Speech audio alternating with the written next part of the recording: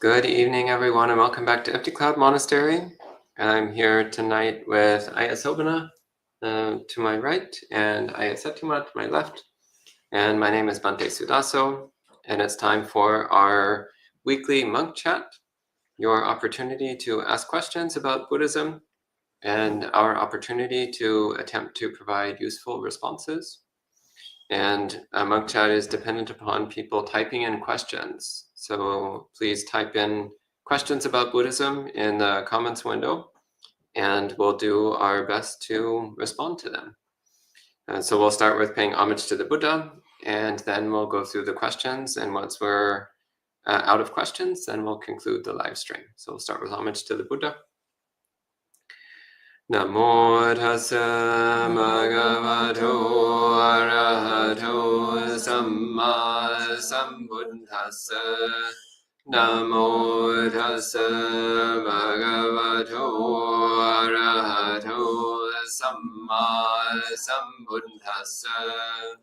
Namo tassa bhagavato arahato samma sambuddhassa. Buddhang dhammang sanghang namassami. Okay, well, first off, hello to the people who are checking in online. Hello to Richard, Olga, Lydia, Kauser Friend, Victoria, Jayanta, Sean, Jody, and everyone else who's watching but hasn't checked in. And I see there's a couple questions here already, so let's go ahead and start with the first question. This is from Richard. Richard says, one of the Buddha's stanzas that I like the most is, the pursuit of happiness in the five senses ends up in suffering, while the pursuit of happiness in the sixth sense, the mind, ends up in true happiness. Richard, if you have a reference for where that's from, that would be very helpful. Richard, like if you have the sutta origin for that, that would be useful. Richard says, I take the Noble Eightfold Path as the pursuit of happiness in the sixth sense, and everything else as the pursuit of happiness in the five senses, but I respect and like aspects of others' religions. There's not really a question here. I think perhaps saying something about Ramisa Vedana and Niramisa Vedana would be relevant to that question. Would you like to do so? So in the treatment of the three kinds of feeling, pleasant, unpleasant, and neutral, in the Satipatthana, there's a Ramisa is referring to flesh, like so that's the meat. So in some interpretations, the Ramisa Vedana, the carnal feeling, means associated with the body, therefore with the five senses. And then the other kind of feeling is called Niramisa, which is sometimes interpreted as being a mental feeling, and it's also sometimes interpreted, I think more classically, as being a spiritual feeling. So this is a feeling which has transcended the flesh aspect of things. To my understanding, the mind is involved with the experiences with the body, so you can't really get away from the mind being engaged in any kind of happiness. But when when we think about our animal happiness, so when if I happen to be hungry in the morning and the bell rings for the meal, and I have the smell of the wonderful nutritious food that the donor has brought, then the body will react. My animal body will react, and I'll be the stomach will start to get ready for some food, and salivation will start in the mouth, and some endorphins will start pumping through the blood, because the body is feeling that in the very near future, the experience of being low energy and painful because of lack of food is going to go away just a few minutes as soon as we put some food in. And so those are all things that are definitely Brahmicides, like it's happening in the body. And then the happiness that relates to my mudita, my joy, my sympathetic joy for the donor who's doing something so kind and so meritorious, is a completely different kind of type of happiness. And so I don't quite make that same distinction between the five senses and the mind, but all of the instinctive reactions that are based on this body being able to avoid dangers and take advantage of opportunities is very weak, pathetic, inadequate kind of happiness that doesn't go very far and finishes soon and is beset with a lot of problems. Whereas the what I would call as spiritual happiness or pure happiness associated with the pure states of mind is the kind of happiness that we try to develop in this path. Yeah, I mean, the one danger that I would point out, Richard, in this quote, which is also why I want to see the source, because I'm wondering if it's possibly a bit misquoted. Because when the Buddha talks about the danger of being obsessed with sense objects, that also applies to being obsessed with mental objects. So, for example, someone might see something like this and see, oh, the pursuit of happiness in the mind ends up in true happiness. And then they think, okay, well, if I just sit here and fantasize and daydream, then that's finding happiness in mental objects, which would be a misunderstanding of the Buddha's teachings. So it needs to be understood that also mental objects are temporary and unreliable, and therefore not a source of true happiness. So the explanation that Venerable Sopanat just gave is instead about the development of the wholesome qualities of mind, which are part of the path to awakening, and therefore pointing to purity of heart as being true happiness, which is different from seeking happiness in mental objects. So of course we can easily enough see that pursuing happiness through physical sensation is clearly relatively lowly, but then also pursuing happiness through pleasant mental objects is also just another futile pursuit in samsara. It's only through purity of heart and the development of the wisdom that lets go that one is able to experience true happiness. Okay, then we have another. Do you have any comments you want to add? Maybe just one. I would also be interested in that reference because everywhere I've read and understood the Buddhist teachings, the six senses have been considered to be suffering. In the Paticcasamuppada, it begins with avijja paccaya sankhara, sankhara paccaya vijnana, vijnana paccaya namarupa, namarupa paccaya salayatana.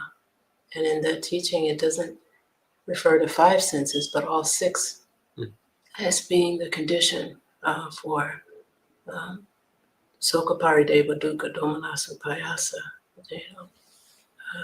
sorrow, lamentation, pain, grief, and despair. And I don't see how taking refuge in the mind or in mental objects can be seen as anything other than a source of suffering. In fact, I think if anybody has ever tried to meditate, you've gone about your day and doing this and that, and you sit down to try to meditate, you've closed the five doors. You're not seeing anything, hearing anything, smelling, tasting, or necessarily touching anything. But the mind that is like that animal. The Buddha gave a description, a simile of 6 animals tied together. And the strongest one is going to be the one that pulls the other 5. And my experience, and I think for most of us who's ever tried to meditate, we see that the mind is quite strong because we've fed it for a really long time without training it in the Dhamma. And the mind, therefore, when we sit to meditate, it's pulling and pushing and grabbing and rejecting.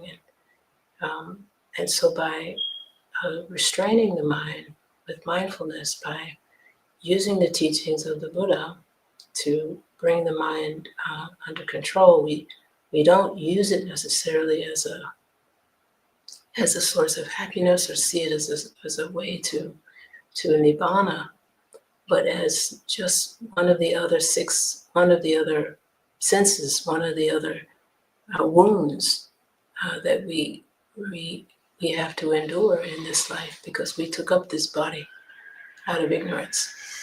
So my hope is that, Richard, you can see the teachings of the Lord Buddha as a way to be free from not just the 5 senses, but also the 6th.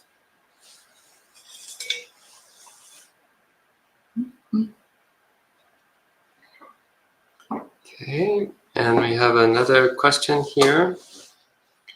So Kauser Friend is asking, last week I asked about fear of death and was advised to practice corpse meditation and impermanence of the body. I realized though that I fear loss of cognition more than loss of the body. Any advice? Well, actually, just one thing that comes immediately to mind for me was a story that my preceptor Ajahn Pasano told of meeting the Ajahn Mahagosananda. Mahagosananda was this very famous Cambodian monk who was one of the few Cambodian monks who survived the Khmer Rouge. So he's the kind of person who you would think would be very resentful and not very happy with the world, but he actually spent so much effort developing loving kindness and compassion that this became his basic nature of mind. And then later in his life, he developed senile dementia. So he basically lost his cognitive faculties. But Ajahn Pasano recounted meeting Mahagosananda when Ajahn Mahagosananda was already quite cognitively dysfunctional, like non-functional, basically. And what he described the meeting was that meeting Ajahn Mahagosananda was like meeting a pure avatar of metta. Like Mahagosananda couldn't really carry on an intelligent conversation, like his mind basically didn't have any higher cognitive abilities anymore. So all that was left was that pure, radiant, loving heart that he had spent so many decades cultivating. So that to me actually made me realize that we don't need to fear the loss of our cognitive abilities as long as we cultivate pure habits of heart. Because then when we lose our cognitive abilities, then we'll just default to whatever qualities of heart we've been building up. So if those qualities of heart are qualities of kindness and equanimity and serenity and joy, then that's what we'll be. We'll be the really lovely, delightful old senile person, rather than the grumpy or irritable or depressed kind. So that's what comes to mind immediately for me. But Sobhana, would you like to talk about? That's exactly that. It's an incentive, a motivation, knowing that one has a pretty good chance to be cognitively impaired before death, to really be urgently practicing those good qualities so that the karma that's created the habits of the mind can carry you throughout the end. I believe that the Kauser friend might be thinking about actually at the time of death losing cognition. Mm. And so having the very clear understanding, not only do you say like this material body is impermanent, subject to change, it's not mine, it's going to go, and one has to also really do the same contemplation about the mind and all of the aspects of the mind, really trying to acclimate yourself to the idea that the cognition or the consciousness is definitely impermanent. It's definitely one of the 5 aggregates, which is even maybe the most powerful one that somebody could identify with and cling to. But it's for exactly that reason. It's takes a strong training to learn how to stop clinging to consciousness. Yeah. I heard a really interesting quote. I don't know the reference, and I don't know if it's actually true, but it was something like Bruce Lee once said that in times of distress, we don't fall to our aspirations. We fall to our level of practice. This is from someone who was obviously a martial arts person. So whatever the level of practice is, when we're in distress, that's where we're going to fall to.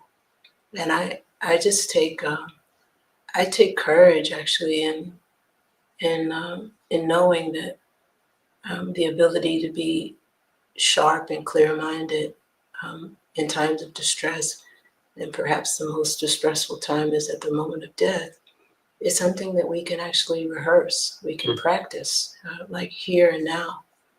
In fact, when I was on the plane last night, coming here from Boston, there was a really big weather system moving through this area, and I think it was actually sweeping all up and down the eastern seaboard. So a lot of planes, might have been canceled and delayed, and big storms. And the flight that I was on was actually really turbulent, really extremely choppy. And I can sense how for a lot of people there was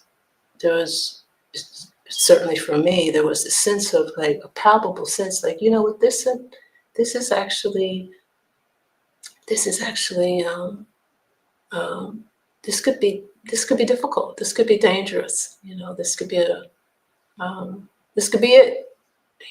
And so you can watch what the mind does in those moments. And I remember immediately starting to chant, Iti Piso Bhagava Arahang Sama Sambuddho. The chants came up because that's the practice.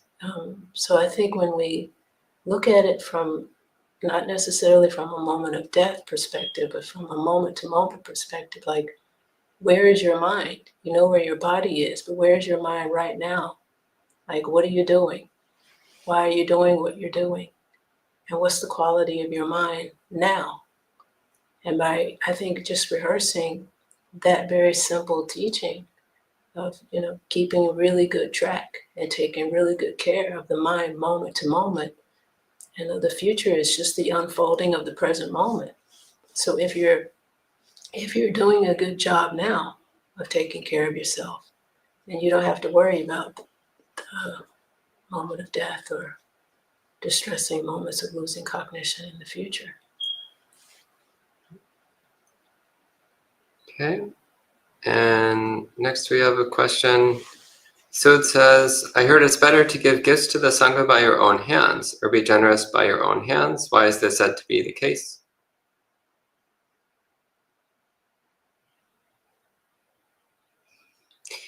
Well, just think about it in terms of, first of all, in terms of psychological impact. If you're actually in the physical presence of someone, like someone's actually standing right in front of you, and you give them a gift with your own hands, putting it from your hands directly into their hands, that has a very strong effect on the mind. Whereas if you, say, just write a check and put it in the mail and mail it to some random address, well, it doesn't really have that much strong effect on your mind. So just in terms of psychological impact, I think we can clearly see the difference when you do something with your own hands. And also, again, the effect it makes on one's habits. To actually physically do something with your own hands, it's really imprinting it in the mind that you're doing something good. So these are a couple of things that come immediately to mind. I'm wondering if the other venerables have any other thoughts on this. Only that in these modern times, there are quite a few people who are perhaps not able to visit a monastery or see the monks in person, but through the miracle of this media, they may feel like they have an important connection, that they're getting some gain and some benefit from it. So if it's not possible to personally visit the Sangha, to give from a distance, should not be disparaged as being useless. It definitely is meritorious and beneficial to give in whatever way one can. Yeah, I don't know the reference, but I think somewhere in the Anguttara Nikaya there's a teaching from the Buddha. It's recorded as being from the Buddha, that giving the gift with one's own hand is actually one of the best ways to give a gift. I mean, there's a list of how to give a gift, and I just remember that making an impression, because, and I'm not sure if this is connected, but we make karma in three ways. We make karma in body, we make karma in speech, and we make karma in the mind. So I like to think that if you have the idea, you have the thought, okay, I'm going to give this thing, and then you actually, you say to yourself, I'm going to do this, and then so many times we have the thought to give, we have the thought to do something, but we don't actually develop the energy, the iddhipada, the energy to actually bring it into to success, to bring it to fruition. But to arouse that energy, to actually think it, to say it to yourself, and then actually to deliver, with your own hands. I like to think that there's a very powerful karmic imprint that's happening when you follow through on all those three things. Also, in an unwholesome way, you have the idea to steal something and you think it, and you actually go through the act of taking it with your own hands. I imagine that there's also a powerful karmic imprint that's happening there also. So I think we can just, sort of bear it in mind, and maybe, without taking anybody's word for it, taking my word for it, taking the monk's words for it, taking the Buddha's words for it, just maybe check it out, see for yourself what difference would it make if you pick up the phone and call DoorDash or call Amazon to have something delivered to somebody, versus standing in front of them and seeing the smile on their face and feeling the warmth of actually experiencing that action full-heartedly. And then Sud says, in terms of just generosity alone, if a layperson does not progress very far, except maybe in generosity, will they be able to go to the Brahma worlds? Or does one need jhana for sure? What do you think? The Brahma worlds are most widely mentioned by way of practicing the Brahma Viharas. And in some of the suttas, the Brahma Vihara practice is definitely given preliminary to obtaining samadhi or obtaining jhana. So according to that teaching, this is in the Samyutta Nikaya, and the teaching to the headman, which is definitely teaching for lay people. So if you straighten out your view, straighten up your ethics, and develop the Brahma Viharas, then one would know that if you die while all those factors are still in place, then you can expect to be reborn in the Brahma Loka, in the Brahma realm. The only thing is that you can't necessarily have the guarantee that just because you're practicing today, that you're going to be able to sustain and continue that practice all the way up to your moment of death. We were talking before about how the faculties can decline, all different kinds of things can happen. So if one then continues on the rest of the path through the samadhi and wisdom aspect to get a foothold in the noble path, then you really have the safety, the security to not be worried about falling to a lower realm. But definitely, according to that sutta, the Brahma realm is available without necessarily having samadhi. I can't remember the reference actually, but there's a teaching in the Majjhima Nikaya said to be a conversation with the Buddha around how someone might be generous and might not kill living beings and might have mundane right view and end up in hell. And someone may be like really generous and have not kill living beings and have someone may be not generous or may have not may kill living beings, may not be generous, and may have mundane wrong view and end up in heaven.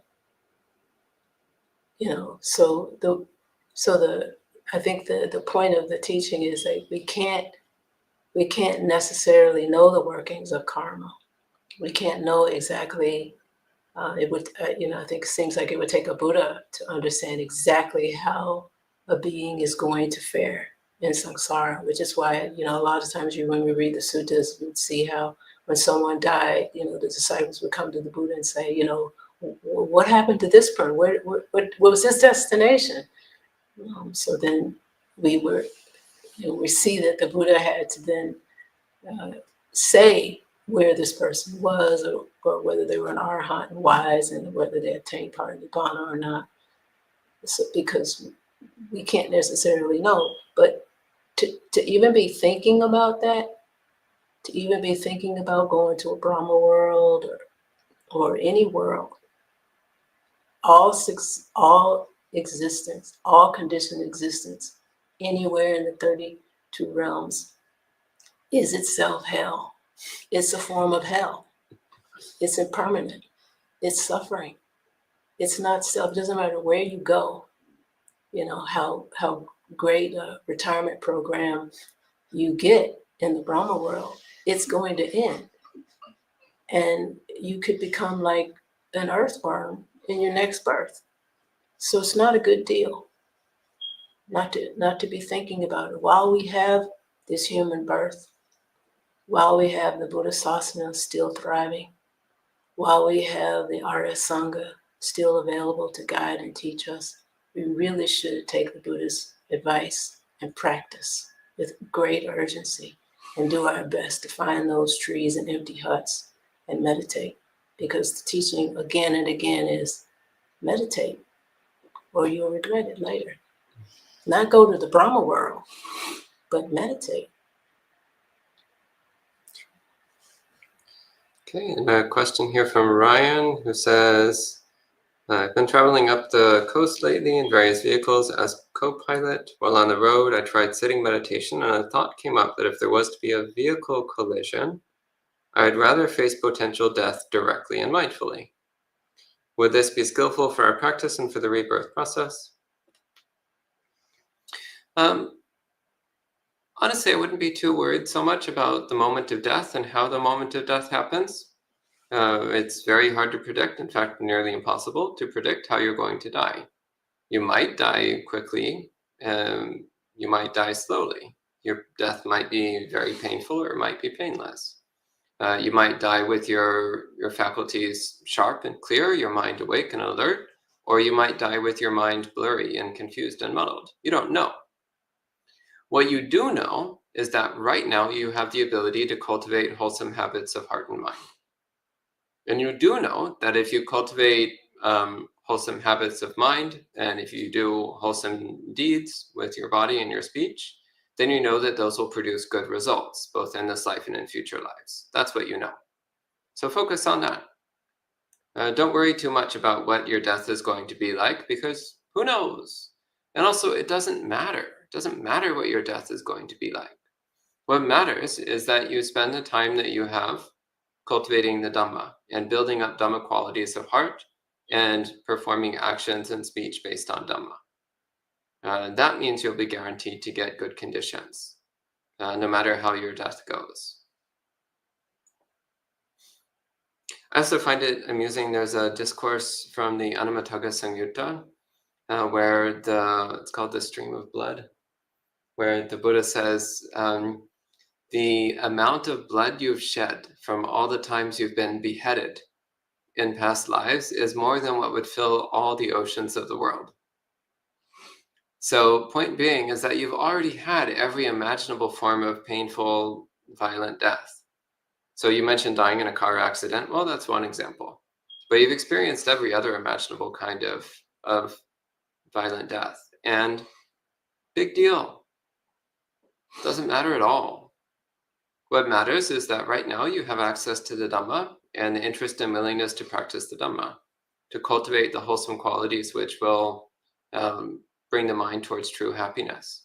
Then it doesn't matter what kind of death you have. I would just add to that, how you live is how you die. How you live every moment is how you die in every moment. So we think, we like to think that, we can get brownie points and we're gonna end up, having some great stroke of luck or something. We're all sort of, at some point in our practice, we were hoping, before we got the teaching straight, we were hoping that we would have some escape other than the path, the Noble Eightfold Path. But the fact is, as far as I can tell, you have to behave yourself. Like every moment, you have to really look at your mind and behave yourself and really practice watching your mind carefully, moment to moment, and trying to be as pure and honest and sincere in every moment. And those moments, naturally add up. In the Anguttara Nikaya, I think it's 11.2, there's a teaching called volition, where the Buddha is said to have described the sort of natural process of this awakening of this path. You don't have to wish, may I not feel regret. You just have to behave yourself. You have to really take care of your sila. Don't lie, don't cheat, don't steal. Like when the urge comes up, just, abandon that. Really behave yourself. And as a result of behaving yourself, you will naturally feel non-regret. And on this process goes till we get to the final goal. But there are no steps that can be skipped. And there's no magic bullet. It's really just this. It's just behaving really, really well, being clear and honest and sincere about taking up this teaching and following it to the end without any excuses. Do you have any further comments on this? No? Okay. Amaranta says, I usually argue with my father about his health issues because he decided not to change some things. The Buddha told us to respect and honor our parents, Since they gave us our lives and fed us, how can I develop more compassion and a new attitude, since he is not going to change and he does not want to know about Dhamma? Do you have some advice for a friend? So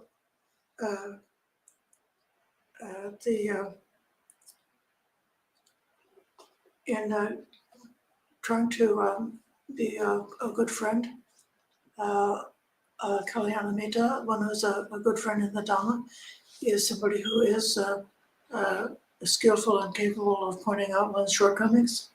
And so in your wish to give advice to your father about health, caring for health, then you are making the sincere effort to be as a Kalyanamita. And doing that is respecting, is honoring. So you shouldn't feel that it's disrespectful or wrong to make that effort. Now, it's always possible sometimes when giving advice or making suggestions, the person we're speaking with might resist or become defensive or react against the advice initially, but that doesn't mean that they haven't taken it on board, and in some way processing it, that they might be able to respond affirmatively to those suggestions later on. So I wouldn't be just giving up on giving those advice, but it's just it has to be done skillfully. It has to be done at the right time. It has to be done with a great deal of kindness, and it has to be done with checking on our opinion, checking in on our own motivations. So then, if you feel that you can keep your motivations, like don't let anxiety, resentment, or ego, or opinions, or all those less skillful qualities be part of your mind state when you're trying to give advice, but try to really practice, even on the cushion during your meditation, practice loving kindness towards your, is it the stepfather or the father? Father. Develop loving kindness as your own practice to purify all of those other negative things that could also be coming up.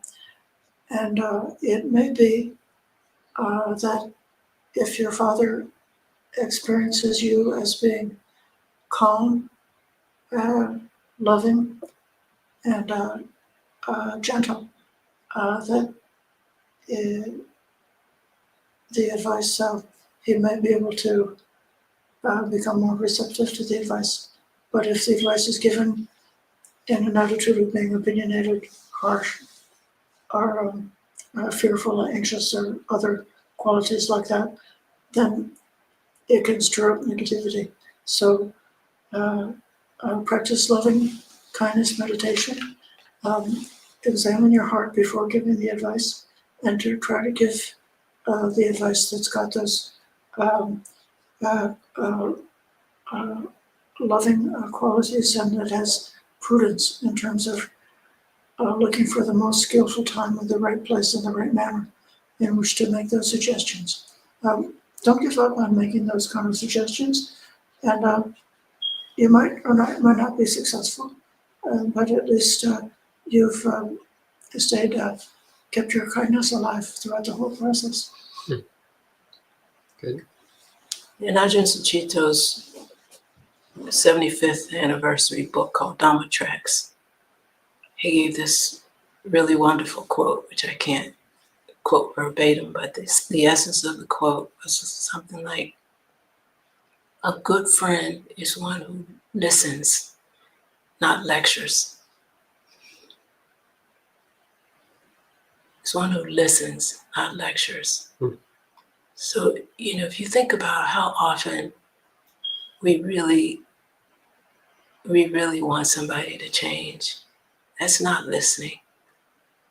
If you're with someone who's going through something difficult, and and you want them to do something different, even if it's so-called for their benefit, I think what's really important is to examine, ourselves. Like, do you want him to change for his sake, or do you want him to change because you can't bear the feeling, the Vedana, the suffering that comes up when he, resists your advice? I mean, this is something that's very subtle we have to look at, because if he's not interested in the Dhamma, like, where is the Dhamma? If he's interested in you, then, and you are Dhamma, you're practicing the Dhamma, then that's an avenue for him to find the Dhamma through his relationship with you, perhaps. So if you can just, we see how the Buddha is so wise, so varied in his approach to reaching so many different kinds of people. Some stubborn, some knuckleheaded, some didn't want to listen, some came to debate with him. He had so much compassion and so much skill and such an ability to listen deeply to what the person was actually saying and actually needing in that moment in order to reach them. So if you love somebody, your father who's given you this life, this birth, and he's not listening to you, he's not taking your advice,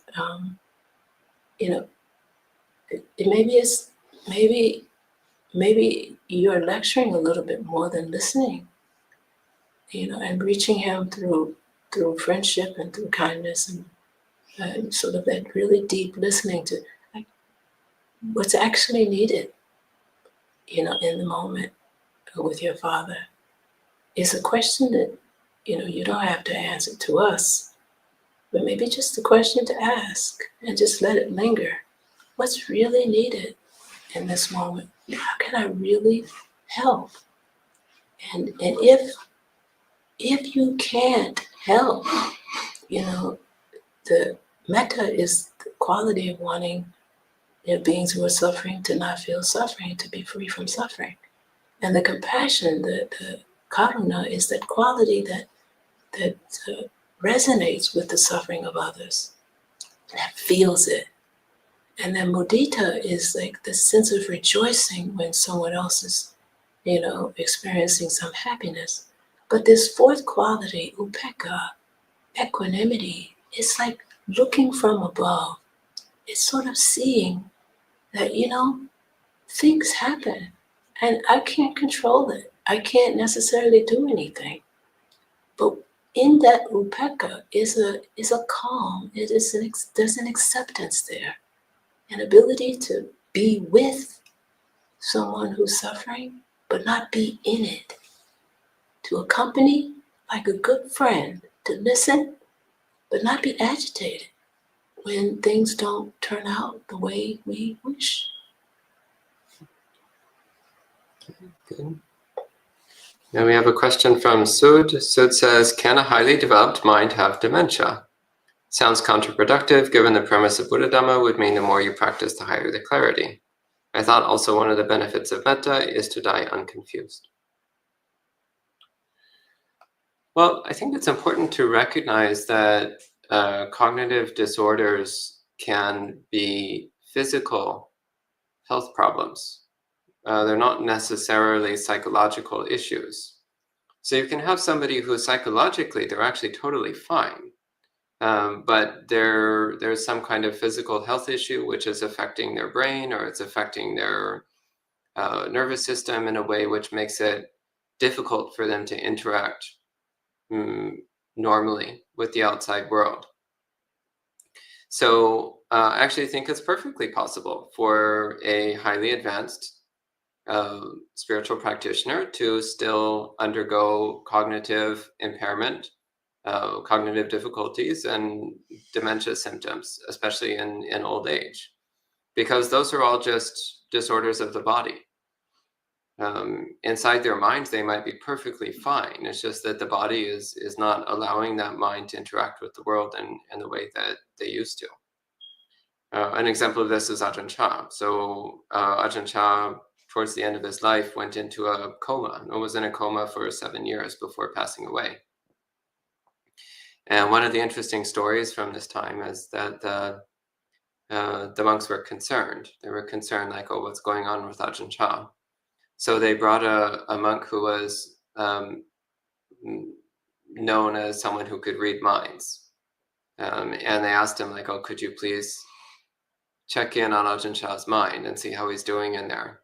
And so the monk did his thing and reported afterwards. He was like, oh yeah, he's fine. He's fine. There's nothing wrong.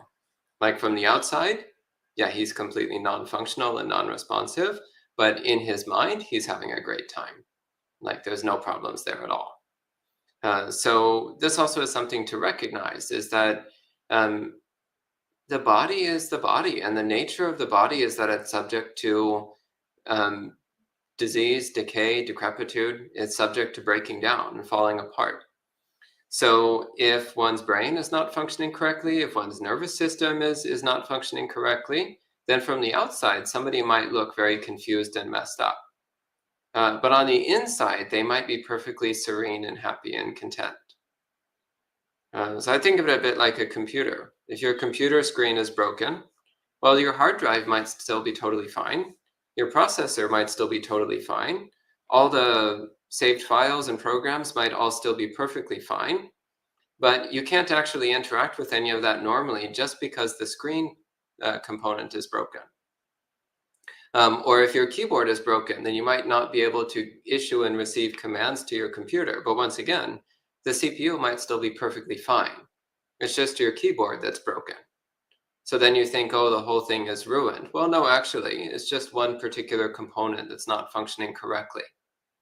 So it's the same. If some aspect of our physical components is not working correctly, then that may create the impression that there's something wrong with the mind.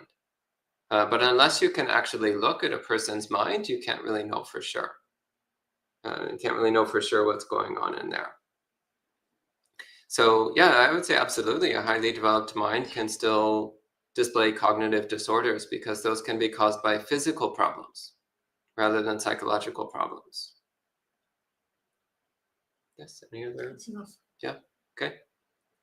We actually have a lot of questions left, so I think we should keep moving on. Richard has the quote. It's from Majjhima Nikaya 139.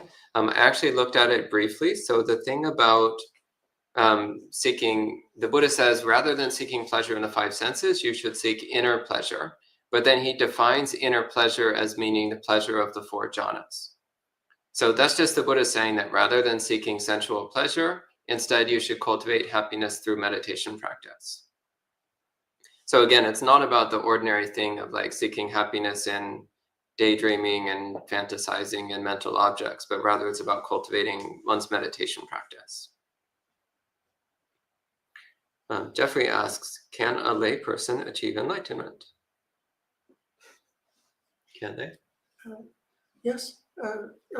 So enlightenment is explained in the 4 stages of the stream entry, who has gone beyond the view of finding the self in any of the 5 aggregates and the aspects of the body and mind, and who has gone beyond the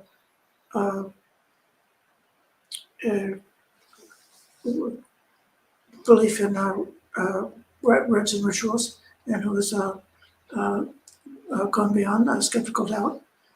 So that first stage of stream entry is actually the most important of all.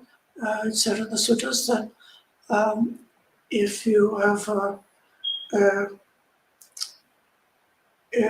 think one of the comparisons is the dirt under the fingernails compared with Mount Sumeru, that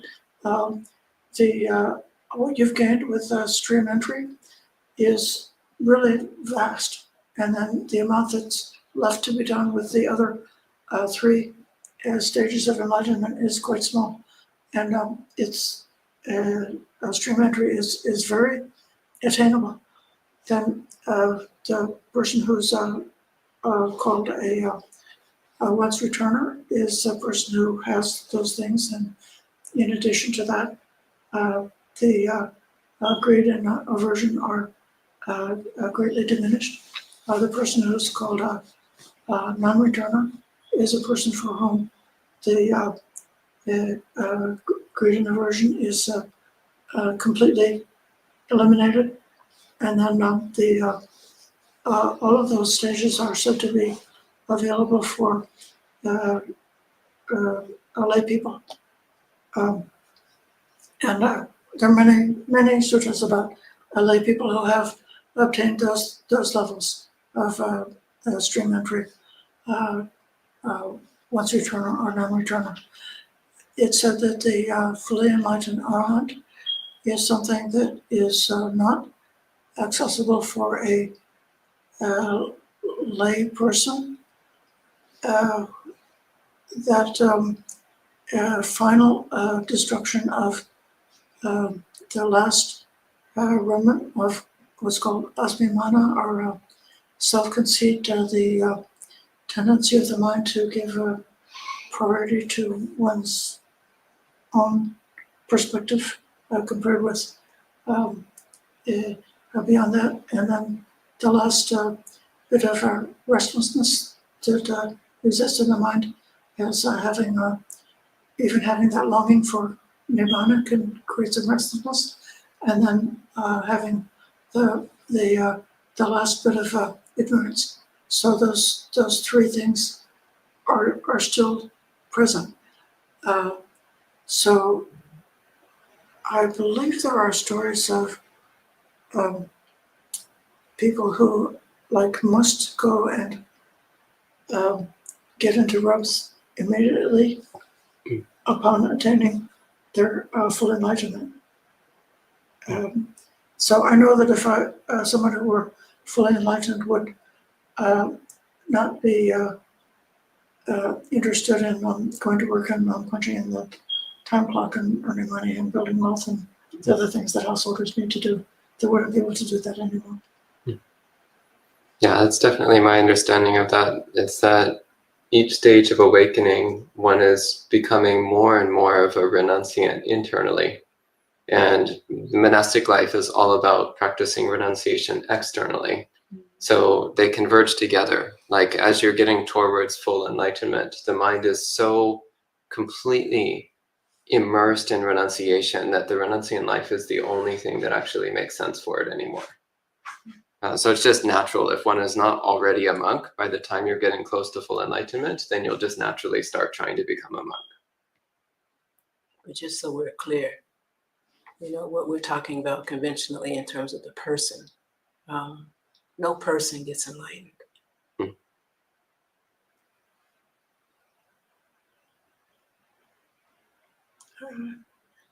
Yeah, I mean, that's actually another thing is that sometimes people say oh, it's discriminating against lay people to say that only monks get fully enlightened or something. But actually, there's no such thing as lay people, and there's no such thing as monks.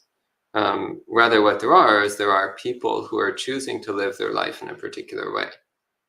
So if we choose to live a life which is thoroughly rooted in a complete practice of the Noble Eightfold Path, then we'll progress towards enlightenment. Whereas if we choose to live a life which is based in the pursuit of sensuality and acquisition, then we will not progress very quickly towards enlightenment. So it's more about actions and consequences rather than about identities. Okay, and maybe we can each give a brief answer to this.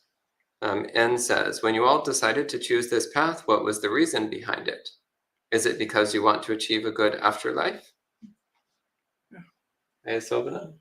I was seeking the way, the escape from dukkha. Me too. Yeah, seeking true happiness and full enlightenment. So complete understanding of reality and perfect happiness. So not interested in an afterlife. Though if I get a good afterlife, that's nice. But that's not why I'm doing this path. I'm doing it for full awakening. It's just suffering.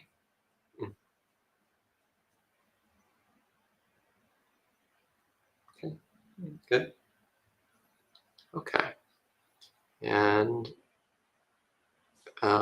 Rick says, can you talk about the benefits and challenges of living as a wandering monk versus living in a monastery that supports practice? I could say a lot on the topic, but it's honestly, it's of most relevance and interest to other monastics. Benefits and challenges of living as a wandering monk. Benefits is the sense of freedom. You have this real sense, like you wake up in the morning, you pack your bag, you pick up your alms bowl, and you realize you can just set out walking in any direction, north, south, east, west. You just walk. And eventually you come to a town, and when you come to a town, you can do alms round, sleep in the forest outside the alms round, do some meditation, do it all over again. So there's a sense every day of being as free as a bird. So actually the Buddha says that the wandering monk is like a bird, just as the bird flies with only its wings as its burden. In the same way, the monk wanders with only their robe and bowl. So it's this very, very simple, pure way of living, the sense of to be quite literally as free as a bird. Or in the suttas, the Buddha often uses the imagery to be as free as a wild deer. So that's also a very relevant image. Challenges is a lot of physical pain. A lot of, you have to be face to face with nature all the time. So a lot of discomfort, being too hot and too cold. Sometimes it rains and you get wet. Alms round is unpredictable. You don't always get enough food. You don't always get nutritious food. Sometimes people are nice. Sometimes they're not very nice. So those can all be quite challenging. Living in a monastery, it's challenging mostly because you have to live with other people. And one of my, since you mentioned Ajahn Sucitto earlier, my favorite Ajahn Sucitto quote is he said, community life is the highest austerity. Yeah. There's nothing quite so challenging as living with other people. Yeah. Yeah. Benefits, well, actually benefits are that when we live with other people, then we can all help each other. We can instruct each other, admonish each other, uplift each other. Yeah, encourage each other. Yeah.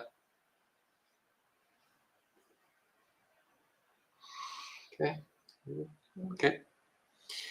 And Sud says, isn't it better to want to be born in heaven, even though it's temporary, since it's easier to practice for nirvana there, than as a person born as an unfortunate human, surrounded by violence, or an animal, or a ghost, or a hell being? Why would it be wrong to hope for a Brahma rebirth and aim to make a determination to free the mind there? Okay, I'd like to speak to that because I felt a little bit incomplete. The sutta that I was referencing that mentioned the possibility of a heavenly rebirth based on those three factors of the right view, the ethics, and the practice of the Brahma Viharas. That sutta also went on to mention the shortcomings of heaven. So from there, one abandons the hindrances, develops samadhi, then the mind is very pliable, flexible, and ready to hear the Four Noble Truths. And then the Buddha would teach them the disadvantage of heaven and the Four Noble Truths. Okay, so yeah, heaven does have that disadvantage. On the other hand, the state of a person who's dwelling in the Brahma Viharas is somebody who's developing that pamoja, or that gladness of the mind, which is the precondition for entering into samadhi. So if you live a life, if you're like sort of like bound for heaven because of the kind of life you live, it's not just that it's a future aspiration. It's right here and now. The life you have in this moment is a heavenly life, because you have those qualities, and then you have that gladness of the mind, and then you've got some chance to develop mindfulness and samadhi, to develop meditation, and to go on in the path. I feel strongly about this because it seems to me that there are quite a large percentage of people in the world today who are almost like as if they're in a living hell. Their minds are in a hellish state, overcome with greed and hatred, and they're living in a way where they're destined for a terrible rebirth. And so it may be that if we could get them onto that heaven track, they have a much better chance to be able to hear the Dhamma than if they're on the hell track. The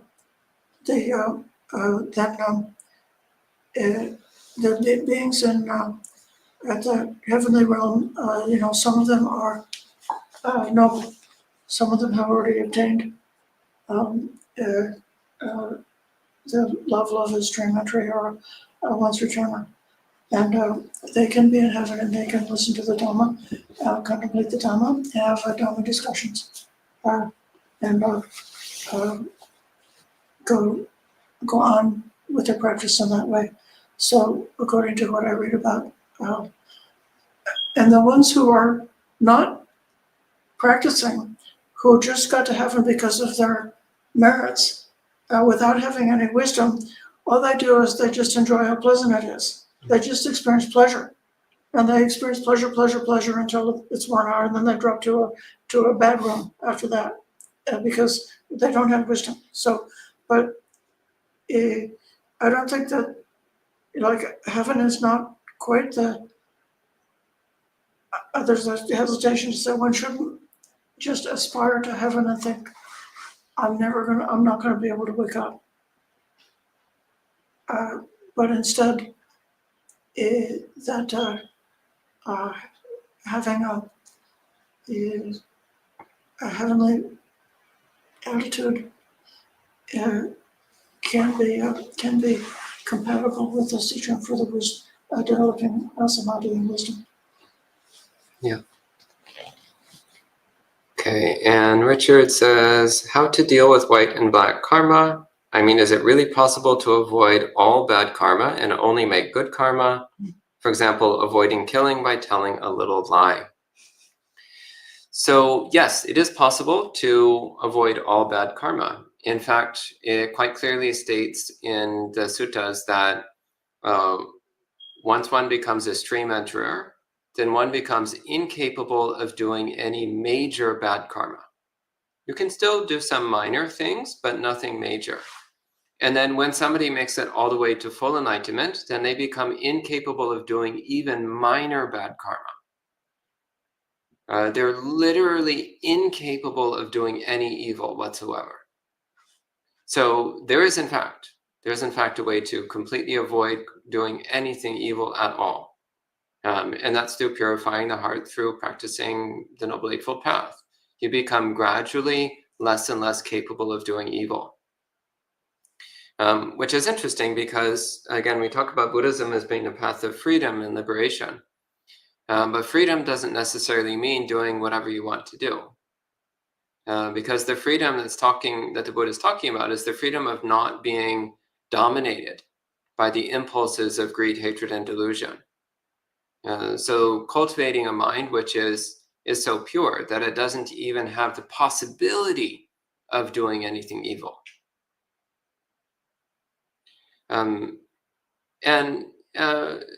As for navigating the difficulties of morally gray situations, I mean, that's just part of the challenge of being an unenlightened person living in samsara, is that we're faced with situations where we lack the wisdom and clarity to really see what the most morally pure option is.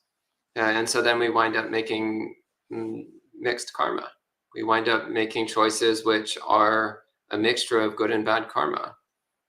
So as we really cultivate and build up our intention of harmlessness and our intention to only do what is good, and we keep really trying to act that out, and we keep really examining the actual consequences of what we're doing. So we're also building up the wisdom which identifies causality and understands consequences. Then gradually over time we get better.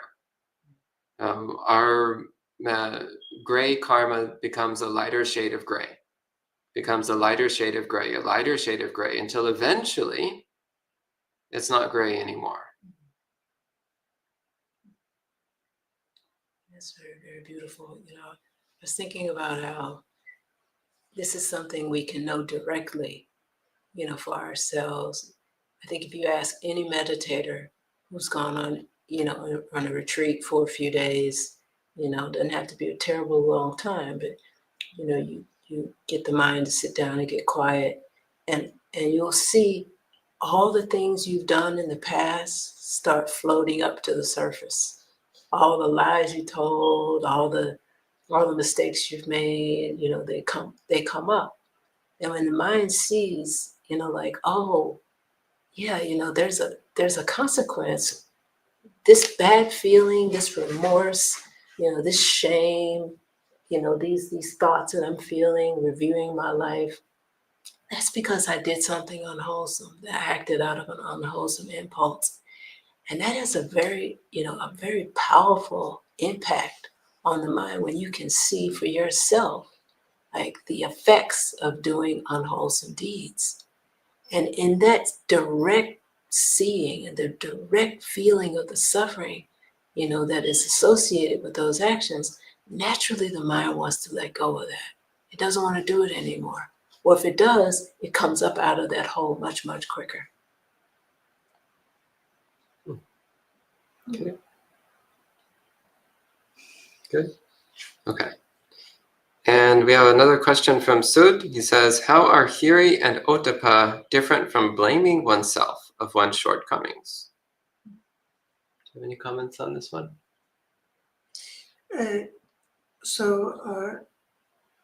These days, some, instead of moral shame and moral dread, they translate them as a conscience and prudence. Shame is like the feeling that I've done bad things, I'm a bad person. But the Buddha does not want us to carry around that sense of shamefulness and blame as a burden. Instead, Hiri, Ottappa are supposed to be like at the gateway, the guardians at the gateway that are preventing you from making a mistake. So you need to have Hiri, Ottappa for just few seconds or for a minute, just long enough to stop going in a non-skillful direction. That's when they're doing their job. So you could think of Hiri, our conscience, as being something like other people may kill, but I do not kill. So it's a character statement of taking on board, developing the character of one who doesn't do those faults, and that becomes a kind of conscience. And then the prudence is being aware of the consequences, and in a way, there were Venerable Satima was speaking before about when we remember the unskillful, unwholesome things that we've done in the past, and we see how much harm there is from that. But then it's also possible to see that the karma is finite. It's not infinite, and so there can be a release from the previous bad karma. We don't have an eternal soul which is forever become dirty because of bad karma. That's not Buddhism. Instead, we just, it's a sequence of causes and conditions, and most important karma is the karma that we're going to do right now, and making that karma white And so then the prudence is like having a good intention, like I want to be good or I want to do good, but you can't just like get in the car and step on the gas. You've got to be able to steer. And so the steering is like knowing what's suitable, what's the right time, what's the right place, what's the right manner to do the skillful deeds or to avoid the unskillful deeds. And so that's my understanding of what prudence is, to have the good intentions to be well and skillfully directed. Good. In the Abhidhamma, it is, there are 52 mental qualities, and 14 are considered dark or unwholesome, and 25 are considered bright or beautiful qualities. In the dark column, it's said that ignorance, restlessness, shamelessness, and fearlessness are universal qualities, universal dark qualities that accompany every single unwholesome state. Ignorance being the first of which. So by the question you're asking, how can one distinguish in Hariotapa from blaming oneself, then you've got a self there. And that ignorance, and that is the Sakkaya-ditthi, the ignorance of the Four Noble Truths, is that which sees a self where there is not self. So, and then the beautiful qualities, we come up with shame and fear, or hiri-ottappa, as the beautiful qualities. That is in the same beautiful category as wisdom. Wisdom which knows the Four Noble Truths, knows that there is not a self here acting in these five aggregates. There's just the aggregates arising and ceasing. There's just suffering arising and ceasing. And that same sutta that Bhante referenced a few minutes ago, Aranya Vibhanga, Meditative Nikaya 139, describes an exposition of non-conflict, wherein one does not necessarily categorize phenomena according to persons, but according to qualities. Yeah. Okay. And that's the last question. So I think we'll go ahead and conclude the monk chat at this point. So we appreciate all of your wonderful Dhamma questions, and we hope that you keep providing a good stream of Dhamma questions every Friday evening, and we look forward to the next monk chat. We can conclude this one with 3 sadhus. Sadhu, sadhu, sadhu. And we'll see you all next time.